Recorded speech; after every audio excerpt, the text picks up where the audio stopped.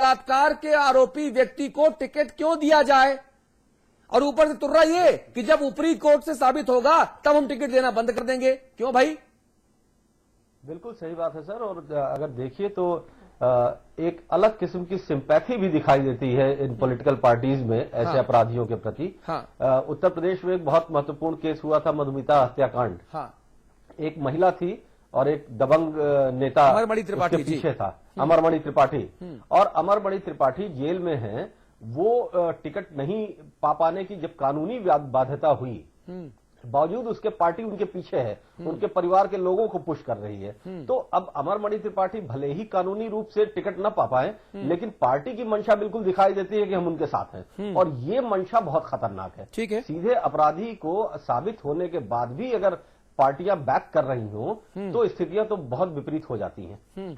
इसी तरीके से एक पार्टी में रहते हुए अगर आप बलात्कार के आरोपी हैं और उस पार्टी ने मान लीजिए कोई तेवर दिखाए और टिकट नहीं दिया, लेकिन दूसरी पार्टी ने दे दिया, तो सवाल तो बात वही है कि सारे राजनीतिक दल अपराधियों के पीछे तू नहीं और सही और नहीं और सही। व्यक्ति तो वही है, अपराधी वही है, उसका सिंबल बदल जाता है। जी गोविंद पंत राजू, मैं आपके पास आऊंगा। मुझे बताइए, मेरे पास जो आंकड़े हैं उन आंकड़ों में ये भी बहुत इंटरेस्टिंग और बहुत दुखद है, इसको कहेंगे, कि प्रतिभा देवी सिंह पाटिल जब अपने राष्ट्रपति पद के कार्यकाल के आखिरी दौर में थी, तब उन्होंने कुल 35 लोगों की फांसी की सजा को माफ किया, जिनमें 5 बलात्कारी थे जो दोषी करार दिए गए थे। उनको फांसी हुई थी, उनकी सजा को माफ किया गया। इसमें 15 वर्ष की लड़की के साथ बलात्कार कर उसे और उसके परिवार वालों को हत्या कर देने वाले धर्मेंद्र सिंह और नरेंद्र यादव की मौत की सजा को प्रतिभा देवी सिंह पाटिल ने क्यों माफ किया? वो इसलिए कि उस वक्त के जो गृह मंत्री थे पी चिदम्बरम साहब, उन्होंने लिखित में सिफारिश की। अलीगढ़ का पूरा मामला था और इसमें लिखा कि साहब, इन दोनों परिवारों के बीच कटुता का इतिहास रहा है। यह अपराध लालच, कामुकता और पारिवारिक झगड़े के चलते हुआ, जो कि अनकॉमन है। अगर देश का गृह मंत्री इस तरह की लाइनें लिखेगा और बलात्कारियों को, जो सुप्रीम कोर्ट से, एपेक्स कोर्ट से सजाए मौत पा चुका हो, उसकी फांसी की सजा को मुलतवी कर दिया जाएगा और उसे उम्र कैद में तब्दील किया जाएगा, तो इंडिया गेट हो, चाहे हजरतगंज हो, चाहे कहीं कुछ हो, बलात्कारियों के खिलाफ हम कितने भी प्रदर्शन कर लें, लाठियां हमारे ऊपर ही पड़ेंगी, फांसी का प्रावधान नहीं बनेगा। गोविंद जी, ये आंकड़े तो ये बताते हैं। नहीं, बिल्कुल मैं आपकी बात से सहमत हूं। और ये जो बात है कि सत्ता का जो चरित्र है वो ऐसे लोगों को, ऐसे अपराधियों को बचाने की कोशिश करता रहा है हमेशा से। और अमरमणि का ही मामला अगर आप देखें, अमरमणि पर जब आरोप लगे थे, उस वक्त उन्होंने ये कहा था कि अगर मेरे खिलाफ जरा सा भी बात सच पाई गई तो मैं राजनीति छोड़ दूंगा। और उन्होंने बिल्कुल ये दिखाने की कोशिश की थी कि इस मामले से उनका दूर दूर तक कुछ लेना देना नहीं। अभी मायावती जी की बात त्रिपाठी जी ने कही, लेकिन जब बांदा वाला शीलू कांड हुआ था, उस वक्त शुरुआती दौर में उसी बच्ची पर यह आरोप लगा दिया गया था कि वो चोर है, उसने चोरी की है विधायक के घर से। और पुरुषोत्तम द्विवेदी को बचाने के लिए लखनऊ में 5th फ्लोर पे एक प्रेस कॉन्फ्रेंस हुई थी और उस 5th फ्लोर के इशारे पर एक प्रेस कॉन्फ्रेंस हुई थी और उसमें यह कहा गया था कि वो लड़की चोर है। वो तो मीडिया का दबाव था, स्थानीय एक तरह का आंदोलन था, लोगों का दबाव था कि वो एक लॉजिकल एंड तक बात गई। गोविंद जी, मैं आपके पास आऊंगा। किरण बेदी साहिबा इस वक्त जुड़ गई है हमारे साथ। किरण बेदी जी, समाचार प्लस पर बहुत स्वागत है आपका। ऊंचा बोलना पड़ेगा, मुझे सुनाई कम दे रहा आपका। बिल्कुल, मैं बहुत ऊंचा बोलूंगा, मैं इतना ऊंचा बोलूंगा कि राष्ट्रपति भवन तक आवाज पहुंचे। मैं इंडिया गेट पे खड़े होकर ऊंचा बोलता हूं, लेकिन राष्ट्रपति नहीं सुनते। आप सुन लें तो मुझे बहुत खुशी होगी, संतोष मिलेगा। अभी सुनाई दे रहा है, ठीक है जी, ऊंचा बोल रहा हूं। मुझे बताइए, आखिरकार क्या होना चाहिए जब देश की पिछली राष्ट्रपति महोदया प्रतिभा देवी सिंह पाटिल 5 बलात्कारियों की सजा इसलिए माफ कर देती हैं कि उस वक्त के गृह मंत्री पी चिदम्बरम चिट्ठी लिखते हैं कि साहब इनको माफ कर दिया जाए और सजा माफ हो जाती है। ऐसी अंधी गूंगी बहरी सरकार से हम क्या उम्मीद करें? देखिए, ये जो लोग ताकत की पोजीशन में रहे, ये सिर्फ पुलिस को इस्तेमाल करते रहे और उनका काम चलता रहा। उनको सिक्योरिटी मिल गई और जब किसी ने एजिटेट किया अपने हक के लिए और जो इनको सूट नहीं करा, इन्होंने पुलिस का इस्तेमाल कर दिया। तो बटालियन तो बहुत ज्यादा है, थाने में लोग बड़े कम है। तो बात यह है कि इनको ये जानते ही नहीं है कि कॉमन मैन की पुलिसिंग चाहिए क्या, ये जानते नहीं है। और जो लोग जानते थे उनको इन्होंने धीरे धीरे करके खत्म कर दिया और किनारे लगा दिया। ठीक है। आज आपके पास ऐसे लोग नहीं है, आपने क्रिएट ही नहीं किए हैं जो एक्चुअली ग्राउंड लेवल पुलिसिंग को जानते हो। ठीक है। ऊपर से भ्रष्टाचार इतना आ गया जिसकी वजह से पुलिसिंग टूट गई आम आदमी के लिए। अब आपके पास 3 तरीके की पुलिसिंग रह गई, VIP security, law and order और एंटी टेरर। एंटी टेरर के लिए तो एनएसजी आ जाएगी, तो आपके लिए वीआईपी सिक्योरिटी के लिए रह गई और लॉ एंड ऑर्डर के लिए बने हैं जो कि भारत सरकार खर्चा करती है, ठीक है। जैसे इंडिया रिजर्व है, सीआरपीएफ है, ठीक ये है। है इंटरनल सिक्योरिटी के लिए। आम आदमी के लिए जो पुलिसिंग होती है, जो कि स्टेट बजट से पैसे लगते हैं, वो तो स्टेट से कभी खर्चा किया ही नहीं, क्योंकि स्टेट बजट तो दूसरी चीजों में जाता ठीक बात है। पुलिसिंग के लिए नहीं जाता। ठीक है। तो प्रॉब्लम ये है, हकीकत ये है कि आज का नेतृत्व जानता ही नहीं है कि आम आदमी की पुलिसिंग होती क्या है। ठीक है, किरण बेदी जी बहुत शुक्रिया आपका। अमिताभ अग्निहोत्री जी, आम आदमी की पुलिसिंग होती क्या है, इससे ऊपर अलहदा एक सवाल यह है कि जो ऊपर बैठे लोग हैं, अगर उनके ही दामन में बलात्कार के आरोप लगे हों, बलात्कार के छींटे पड़े हों, सलाखों के पीछे हों, साबित हो चुका हो, तो हम फिर इंसाफ के लिए किसके पास जाएं? ये आंकड़े हमारे पास हैं।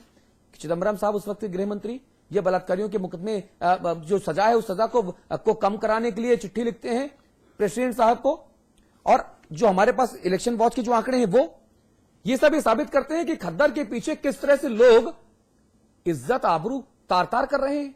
तो हम इंसाफ की उम्मीद किससे करें अमिताभ जी? देखिए, एक वक्त था जब थानों में जाने में डर लगता था। हाँ। लगता था कि भाई थाने में अकेले बहू बेटी जाए तो सुरक्षित नहीं। हाँ। वो रिपोर्ट तो बाद में लिखवाएगी, पहले एक हादसा और हो जाएगा वहां। जिस ढंग के अभद्र आचरण वहां होते थे। अब मेरा अपना तजुर्बा, व्यक्तिगत तजुर्बा ये कहता है, हमको त्रिपाठी जी माफ करेंगे, अधिसंख्यक राजनेताओं के पास अकेले जाने में बहु बेटियों को डर लगता है। त्रिपाठी जी, एमएलए साहब और एमपी साहब से कोई अकेले मिलना नहीं चाहती महिला। नहीं, क्यों? कहीं ना कहीं नजरगंदी है। और मैं फिर बार बार कहता हूं, मैंने जब से ये मुद्दा आया एक ही स्टैंड रखा, डेविएट किया ही नहीं अपने को। ड्राइवर, क्लीनर, कंडक्टर, खलासी, मूंगफली बेचने वाला, दारू बेचने वाला अगर अपराध करता है तो उसका क्वांटम मेरी नजर में दूसरा है। एमएलए अपराध करता है, दरोगा अपराध करता है तो उसका क्वांटम दूसरा है। वो अक्षम्य है, उस पर कोई कंप्रोमाइज नहीं होना चाहिए, क्योंकि वो नजीर होती है। ठीक बात है। अरे भाई, गिरह कट ने जेब काट ली तो कौन सी आसमान फट पड़ा? उसको 4 डंडे मार के बंद तो किया जा सकता है, लेकिन अगर कोई माननीय गिरह कट हो जाए तो कौन बंद करेगा? हाकिम से कौन कहे कि आप नंगे बैठे हैं? बताइए, एक पुरानी मसल है, राजा से कौन कहे आप नंगे हैं? कोई नहीं कह सकता ना। उत्तर प्रदेश की सरकार में एक मंत्री हैं, मनोज कुमार पारस, गोविंद पंत राजू जानते हैं, नगीना के पराक्रमी पुरुष हैं। और यह भी मैं साफ कर दूं, उन पर जनवरी 2007 में बलात्कार का मुकदमा लिखाया गया, गैंग रेप। वो भी गैंग रेप में थे, साधारण रेप में नहीं, क्योंकि साधारण रेप से तो पराक्रम कम हो जाता, गैंग रेप में थे। रिपोर्ट नहीं लिखी गई, क्यों? उसका भी कारण जान लीजिए मुझसे। क्योंकि उस वक्त मुलायम सिंह जी की सरकार थी उत्तर प्रदेश में, तो अदालत के हस्तक्षेप से रिपोर्ट लिखी गई, हाई कोर्ट में मामला गया, गिरफ्तारी का वारंट हुआ, स्टे ले आए। अब 13 जनवरी को उनकी फिर तारीख है डिस्ट्रिक्ट कोर्ट में। वो मंत्री हैं उत्तर प्रदेश के जिन पर गैंग रेप का आरोप है। ये बच्चियां कहां जाएं? ये कहां जाएं, किससे कहें? ये बड़ा सवाल है, ये नैतिक संकट है। इसलिए मैं कहता हूं, जड़ को ठीक करिए, पत्ते गिनने से कुछ नहीं होगा। ये ड्राइवर, कंडक्टर, क्लीनर, खलासी, छोटे मोटे अपराधी, राजा ठीक हो तो ये सब ठीक हो जाए। राजेश त्रिपाठी जी, मुश्किल वहां पर है। मुश्किल मायावती जी के समय में भी ऐसा लगा कि शायद विधायकों में बलात्कार की एक प्रतिस्पर्धा सी हो गई थी। ये ठीक है, मायावती ने उनको बंद किया, लेकिन बंद दूसरे चरण में किया, जिस ओर गोविंद इशारा कर रहे थे। पहले चरण में बीएसपी ने भी उनको बचाने की कोशिश की। राजेश त्रिपाठी जी रिएक्शन देंगे? जी बिल्कुल देंगे। बिल्कुल गोविंद पंत राजू जी की बात और मैं अमिताभ जी की बात सुन रहा था। यकीनन बाधा का जो प्रकरण आया था शुरुआती दौर में ये बात आई थी जो आप कह रहे हैं, लेकिन ज्यों ही हमारी नेता को सच्चाई का पता लगा, सख्त कदम उठाने में एक पल की भी देरी नहीं किया उन्होंने।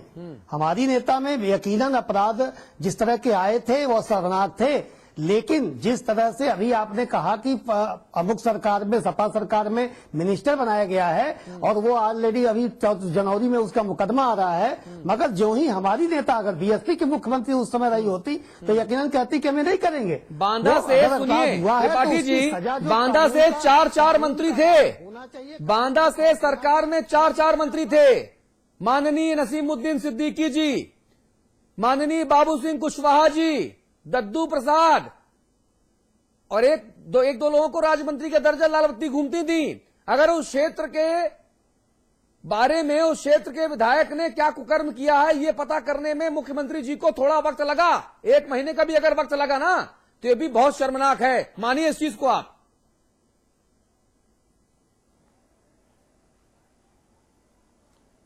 देखिए, मैंने ये कहा कि जो ही हमारी नेता को इस बात की जानकारी मिली, जिस वजह से देर हुई होगी, निश्चित रूप से उन अधिकारियों को फटकार मिली, उन मंत्रियों को फटकार मिली, लेकिन जो उन्हें मौका मिला तो उनको बचाने का प्रयास नहीं किया। यकीनन महिलाओं के प्रति हमारी नेता पूरी तरह से संवेदनशील है और अपराधियों से नफरत करने वाली नेता है वो। देखिए राजेश त्रिपाठी जी, इस बहस को मैं बहुत आगे नहीं ले जाऊंगा कि मायावती जी अपराधियों से नफरत करती है ये नहीं। एक बात कहूंगा, इस पर जिरह में नहीं जाऊंगा क्योंकि नहीं तो मेरा इशू जो है वो डाइवर्ट हो जाता है। मैं किसी दिन आपके साथ चर्चा में बैठूंगा, मैं 100 उदाहरण गिना दूंगा कि ऐसे अपराधी जिनके अपराध के कुकृत्यों से पूरा प्रदेश वाकिफ है, उनको भी मायावती जी ने समय पर गले लगाया। मैं इसे बता दूंगा 100 उदाहरण। इसलिए ये कोई बहस नहीं करे कि हमाम में बाकी नंगे थे, हम कपड़े पहने थे। ये नहीं, ये तर्क ठीक नहीं। ये प्रवृत्ति छोड़िए। लोकतंत्र का नाश हो रहा है, इसीलिए लोकतंत्र जिंदा है लेकिन हम शर्मिंदा हैं। नहीं त्रिपाठी जी, बहस में नहीं जा रहा। नहीं, आप स्वीकार कर रहा हूं पार्टी की सफाई राजनीतिक दलों में किसी दिन बसपा, मैं कहीं से भी क्लीन चिट की बात नहीं कर रहा। मैं स्वीकार कर रहा हूं कि अपराधी, बलात्कारी या अपराधी तत्व के लोग जो हैं वो राजनीतिक दलों के चंगुल में पूरी तरह से आप मुझे एक बात, एक लाइन त्रिपाठी जी, नहीं, उत्तर प्रदेश में एक लाइन बताइए। धनंजय सिंह आपके साथ हो तो संत, दूसरे के साथ हो तो अपराधी। मुख्तार अंसारी आपके साथ हो तो उनमें सुधार की इच्छा शक्ति जाग गई, दूसरे के साथ हो तो अपराधी। चुलबुल आपके साथ हो तो महामंडलेश्वर, दूसरे के साथ हो तो अपराधी। 100 नाम गिनाऊं? उत्तर प्रदेश की रग रग से वाकिफ हूं, कोई गांव गली मोहल्ला चौराहा ऐसा नहीं जिस पर मैं जानता नहीं। इसलिए इस तर्क में नहीं जाइए। नहीं त्रिपाठी जी, इस तर्क में जाइए नहीं। राजनीतिक दलों को इस तर्क में पूरी तरह से चंगुल में किया हुआ। इस तर्क में मत पड़िए, इस तर्क में मत पड़िए। जनता इस तर्क से बहुत चिढ़ती है। एक बात मैं कहूंगा, वहीं पर यह शो समाप्त करूंगा। लगभग 100 विधायक उत्तर प्रदेश की मौजूदा असेंबली में ऐसे हैं जिन पर राजनीतिक अपराध जो होते हैं, 144 तोड़ देना, सरकारी काम में बाधा, इनको मैं समझता हूं कि ये राजनीतिक लोगों पर लगते हैं मुकदमे। वो नहीं, गंभीर आपराधिक मामले हैं लगभग 100। इसका मतलब 402 की असेंबली, यानी 25%, 1/4 हार्डकोर अपराधी। उस असेंबली से हम क्या उम्मीद करें? ठीक बात है। इसलिए आजादी आई थी, इसीलिए ये खलासी और ड्राइवर और कंडक्टर बेलगाम होते हैं और अपराध करते हैं। ठीक बात है। दिल्ली में एक गैंग रेप हुआ, हम उसके लिए भी लड़ रहे हैं, लेकिन हमको शर्म आती है कि जिस प्रदेश के हम निवासी हैं उस प्रदेश में गांव गांव, गली गली, शहर शहर ये हो रहा है जी। और वहां पुलिस शामिल है जी। पुलिस के अधिकारी नेम्ड हो रहे हैं, कर्मचारी नेम्ड हो रहे हैं। ऐसा शासन किस लिए, क्यों? और आप सभी का शुक्रिया करें, उससे पहले आप सभी से गुजारिश करते हैं कि हमारे पास हमारे किसी एक जागरूक दर्शक ने फेसबुक के जरिए एक गाना भेजा है। ये उन्होंने खुद कंपोज किया या उनके पास कहीं से आया। हम चाहते हैं कि उसमें जो आक्रोश है बलात्कारियों के खिलाफ, उस आक्रोश को ध्यान से महसूस कीजिए। उस गाने के बाद मैं आपका शुक्रिया करूंगा। जी, ये देखिए। कूट कूट के मारो जब तक मरते नहीं ये साले, शर्माती है कहते हुए कि हम हैं दिल्ली वाले। ना जाओ जंतर मंतर, ना धरना कहीं लगाओ, इन कुत्तों को पब्लिक में ही अब जिंदा जलाओ। बेबसी वो लड़की चीखी होगी, चिल्लाई होगी, ये दरिंदे साले इनको जरा शर्म न आई होगी।